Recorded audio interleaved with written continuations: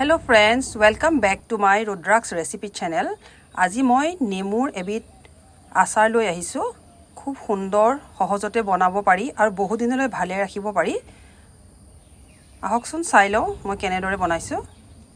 প্ৰথমতে মই পুৰত নেমু 5টা লৈ ললো, গোল নেমু 2টা ললো, লৈ ভালদৰে ধুই বাকলি গুচাই ৰ'দত শুকুৱাই ললো। এতিয়া মই নেমু কিটা ভালদৰে কাটি লম, সৰু সৰুকৈ পিচ কৰি লম।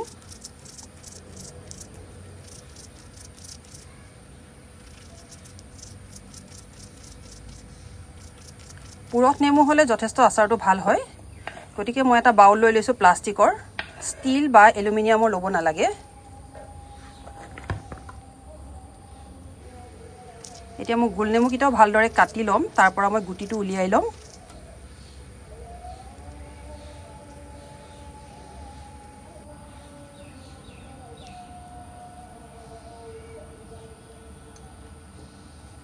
এনেদৰে অলপ চেপি লৈছো, চেপি বাকলিখিনি মই ইয়াতে মিলাই লম। এটোৱে খুব ধুনীয়া এটা ফ্লেভাৰ আনে।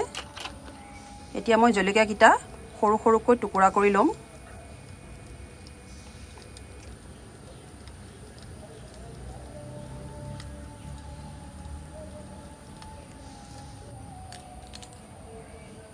এতিয়া মই নিমখ দিছো 2 টেবুল স্পুন, হালধি জোখমতেৰে দি দিছো। মই এতিয়া গোটেইখিনি সামগ্ৰী ভালদৰে মিলাই লম।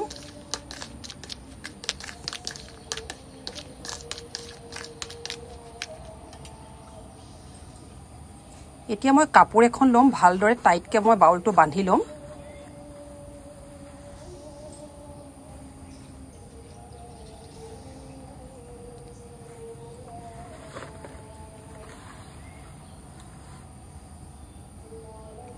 মই এতিয়া 2 দিন মান প্ৰায় 2টা টান ৰ'দত ভালদৰে ৰদাম।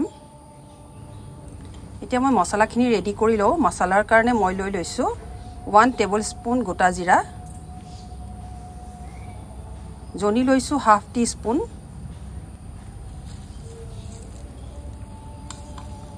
মই গোটা ধনিয়া লৈ লৈছো 2 টেবুল স্পুন, চপ লৈ লৈছো মই 1 টেবুল স্পুন, 1 টিস্পুন মই বগা সৰিয়হ লৈছো, কলা সৰিয়হ ল'ব পাৰে। এতিয়া মই হাফ টিস্পুন মই কলা জিৰা লৈ লৈছো। এই গোটেইখিনি মই এটা লো ফ্লেমত ভালদৰে মই অলপ গৰম কৰি লম। গোল্ডেন ব্ৰাউন হোৱালৈকে মই অলপমান ফ্ৰাই কৰি থাকিম।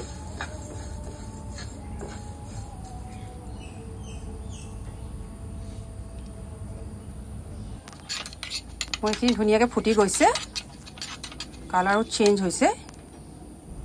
এতিয়া মোৰ হৈ গ'ল। ঠাণ্ডা হোৱাৰ পিছত মই এইখিনি এটা মিক্সি পটত লৈ লৈছো।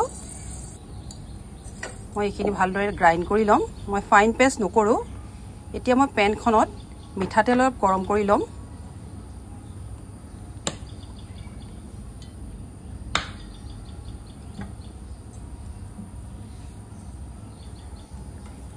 এতিয়া মোৰ মছলাখিনি হৈ গ'ল।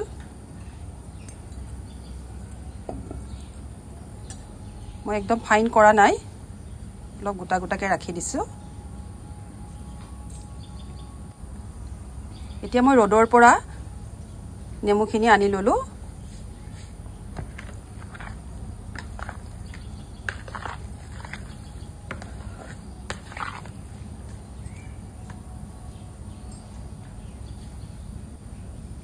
মই এতিয়া হিং লৈছো।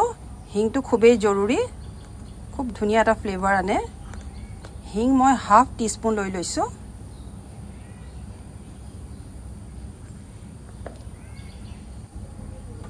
মোৰ তেলখিনিও গৰম হৈ গ'ল। মই এতিয়া ঠাণ্ডা কৰি ল'ম। মই 1 টেবুল স্পুন ৰঙা জলকীয়াৰ গুড়া দিছো। গুড়ি কৰি লওঁ মছলাখিনি এতিয়া মই ইয়াতে দি দিম। ভালদৰে মিলাই ল'ম এতিয়া।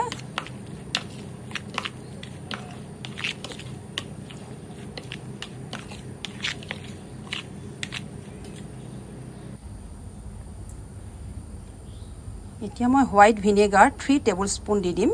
এটোৱে আচাৰটো বহুত দিনলৈ ভালে ৰাখে আৰু সুন্দৰ এটা স্মেলো আহে।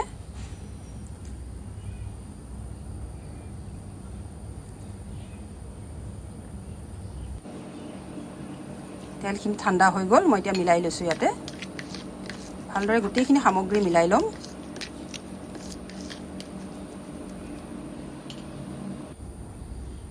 এতিয়া মোৰ প্ৰায় ৰেডি হৈ গৈছে মই আকৌ 2 দিন ৰ'দত দিম ভালদৰে তাৰ পিছত খোৱাৰ উপযুক্ত হৈ যাব এবিধ আচাৰ সঁচাই খুবেই টেষ্টি হয় হেলদিও হয় আপোনালোকে নিশ্চয় ট্ৰাই কৰিব একেবাৰে সহজ ভাল পালে লাইক কমেন্ট শেয়াৰ কৰিব সাবস্ক্ৰাইব কৰিব চেনেলটো থ্যাংক ইউ